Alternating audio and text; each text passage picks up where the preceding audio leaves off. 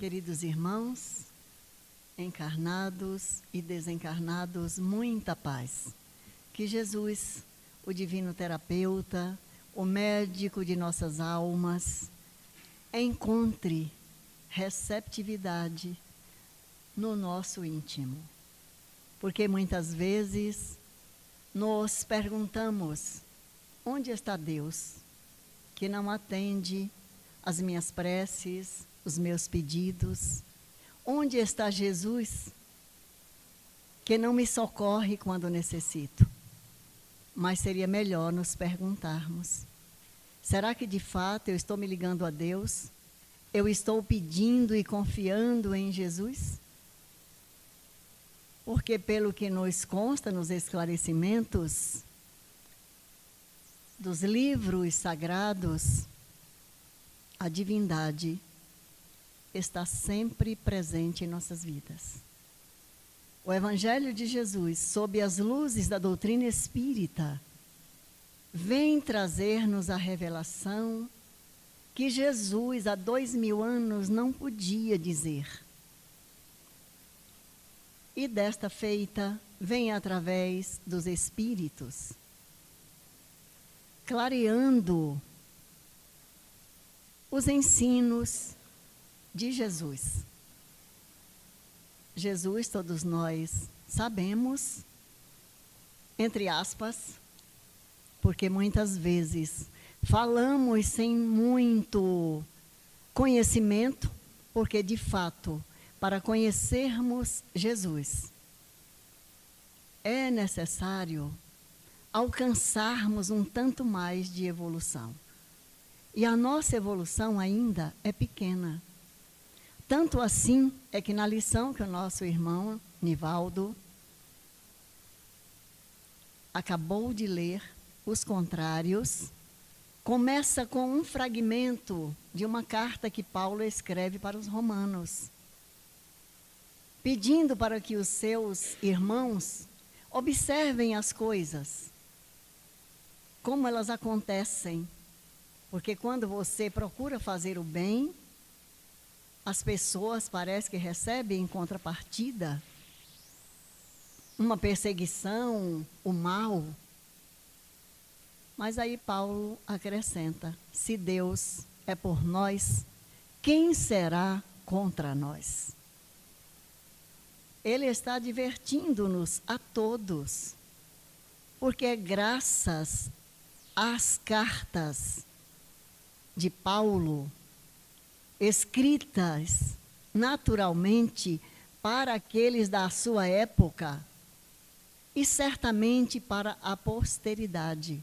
Porque se não tivesse havido o apóstolo Paulo, se ele não tivesse existido, por certo, a Boa Nova não teria alcançado o Ocidente. E ele ali está escrevendo para os romanos.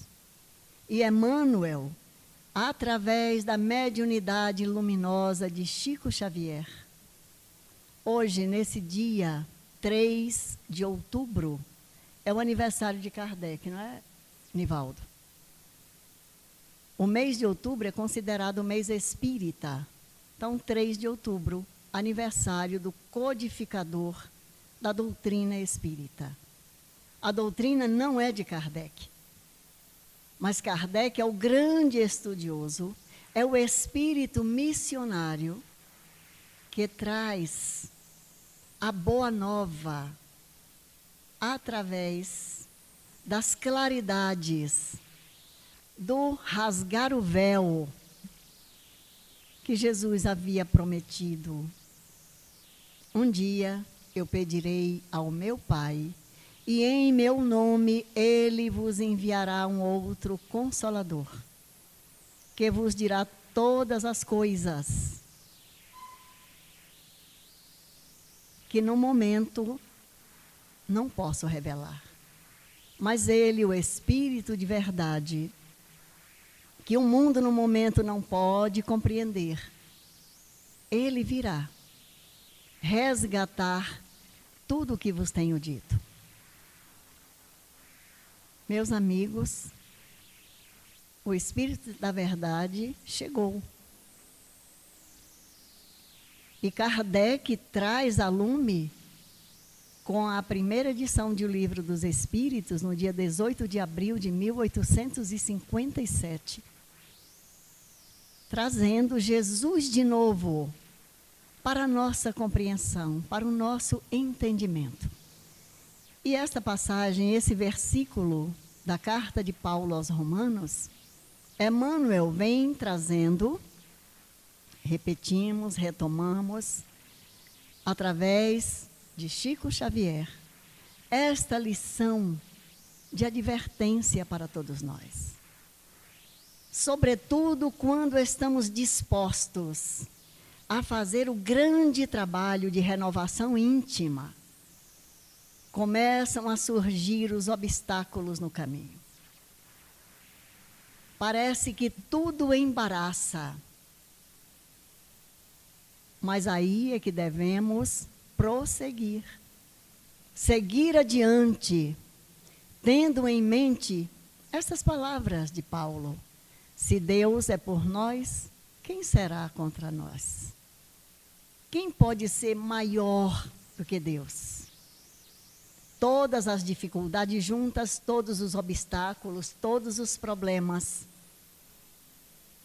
costumam ser quase nada diante da providência divina em benefício de todos nós. Não pensemos nós que Deus acode uns, deixando outros ao desamparo. Ele não seria um pai, não seria Deus. Então Deus nos socorre de todas as formas. E tudo o que nos acontece tem uma razão de ser.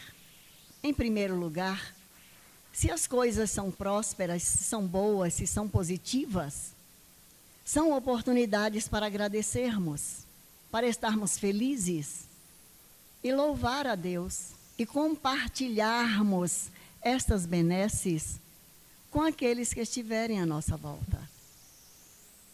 Se ao contrário, as coisas nos acontecem de dificuldades, de enfermidades, de obstáculos na nossa jornada, no local de trabalho, em família, nesses momentos, supliquemos a misericórdia divina que nos fortaleça, para que possamos ultrapassar esses obstáculos. Porque, em verdade, meus irmãos, na vida de todos nós estamos caminhando. Observemos a oportunidade que Deus está nos oferecendo. Nessa nova roupagem de carne, nesta encarnação, nas personalidades que nos apresentamos aqui uns para os outros, sem exatamente sermos esta personalidade. Nós estamos hoje, Nivaldo, presidente da nossa casa, Roberto, o nosso cinegrafista, a Neiva, a Jó, a Tereza, a Ana, o Giovandi, a Maria. Nós estamos nessa personalidade, não é, Nilza?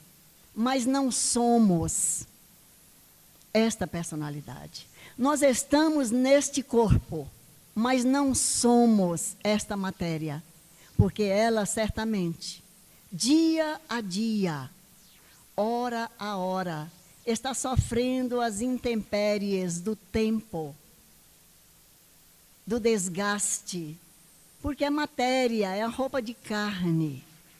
Assim como nós, quando vestimos, usamos muito uma calça jeans, uma camiseta, aquela roupa que a gente mais gosta. Então, essas roupas, pelo uso, e nós lavamos, e usamos detergente, muitas vezes usamos depende se manchou, é um sabão em pó, é uma lavagem mais, digamos, mais drástica. Daqui a pouco essa roupa está poindo, está desgastada. Então, o corpo físico para o espírito tem esse objetivo, é a vestimenta para que o espírito se expresse aqui no plano físico. E além dessa vestimenta de carne, nós temos uma vestimenta intermediária, que tem essa formatação aqui do físico, que é o elo de ligação entre a matéria densa e o espírito imortal. Então, o corpo envia para o espírito através do corpo intermediário, que é o perispírito. Na verdade, o perispírito é mais a vestimenta do espírito. E o corpo físico é essa vestimenta do perispírito. Então, o espírito também, através do perispírito, registra aqui no nosso corpo físico as nossas próprias anomalias.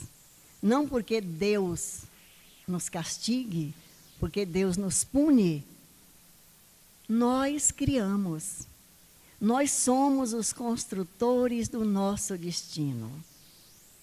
Então, é comum nós encontrarmos dificuldades aqui na nossa andança, na nossa caminhada, na nossa jornada.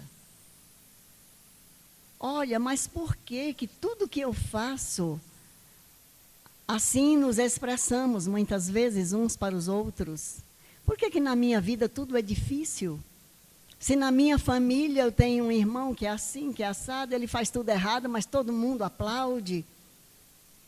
Por que comigo é diferente? Olha, meus irmãos, nem sempre é assim.